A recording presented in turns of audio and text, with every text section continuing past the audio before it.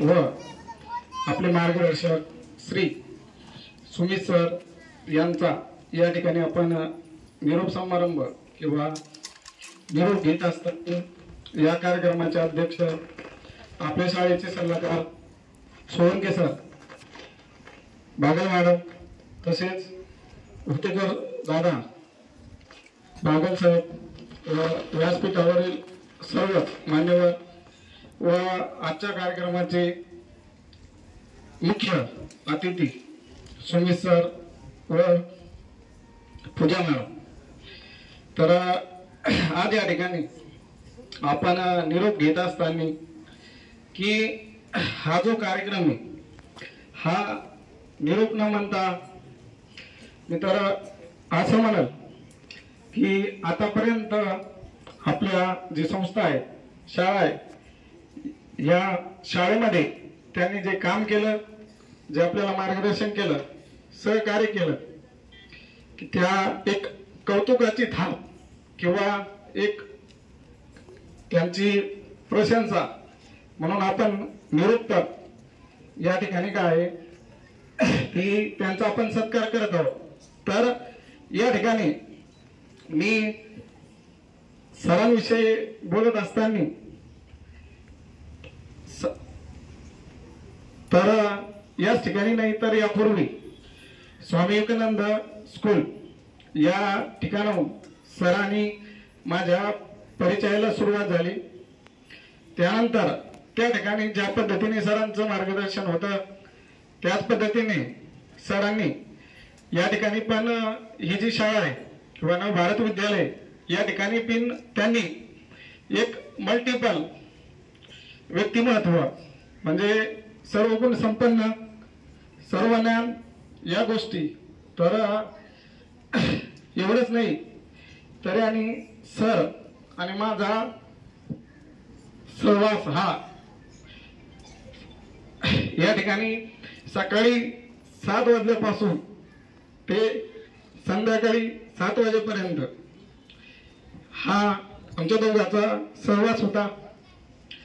या ठिकाणी की बोलत असताना किंवा त्यांचा अनुभव सांगत असताना मला मनातून खूप आनंद होतो की त्यांची जिल्हा परिषद रत्नागिरी पचोरी या ठिकाणी जॉईनिंग झाली आणि त्यांना एक गव्हर्नमेंट सर्वंट म्हणून काम करण्याची संधी मिळाली। तसेच त्यांची प्रगती ज्या पद्धतीने या आपल्या परिसरात होती त्याच पद्धतीने त्यांनी हे जे 3 महिन्याचा काळ आहे या 3 महिन्याच्या काळामध्ये त्यांनी त्यांचं जे केंद्र असेल किंवा जे आता उपक्रम झाला होता मुख्यमंत्री सुंदर माझी शाळा या कार्यक्रमामध्ये त्यांच्या केंद्रातून त्यांची जी चेक करणारी शाळा चेक करणारी टीम तर एकमेव शिक्षण सेवक म्हणून त्यांची नियुक्ती त्या ठिकाणी त्यांच्या कर्तव्याच्या बळावर झाली होती। तर ही जी प्रगती आहे तर यावर आपल्याला असं लक्षात येतं की ते याच ठिकाणी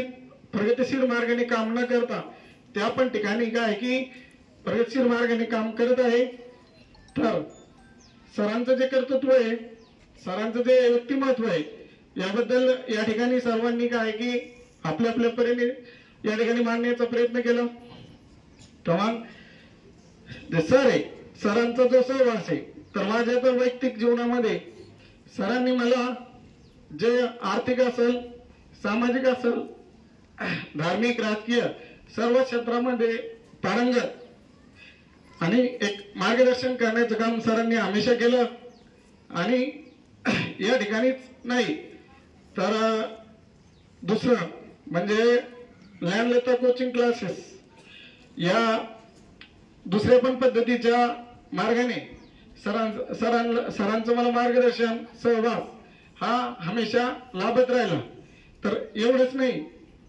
तर असं पण नाहीये की म्हणजे त्यांची नियुक्ती झाली किंवा त्यांनी त्या ठिकाणी जॉईन झाले तरी पण सरांनी म्हणजे एक त्याला असं म्हणता येईल की स्वार्थी व्यक्तिमत्व किंवा कोणतीच भावना न ठेवता की त्या ठिकाणाहून पण सरांनी वेळोवेळी मदत मार्गदर्शन सगळ्या गोष्टी या ठिकाणी काय आहे सरांनी पुरवण्याचं काम केलं। तर मी या ठिकाणी सरांबद्दल बोलण्यासारखं खूप काय आहे, पण वेळेच्या अभावी मी सरांना त्यांच्या भावी आयुष्यासाठी खूप खूप शुभेच्छा देतो आणि सरांनी सतत असंच आपल्या सहवासात राहावं, मार्गदर्शन करावं अशी मी इच्छा व्यक्त करतो आणि या ठिकाणी थांबतो।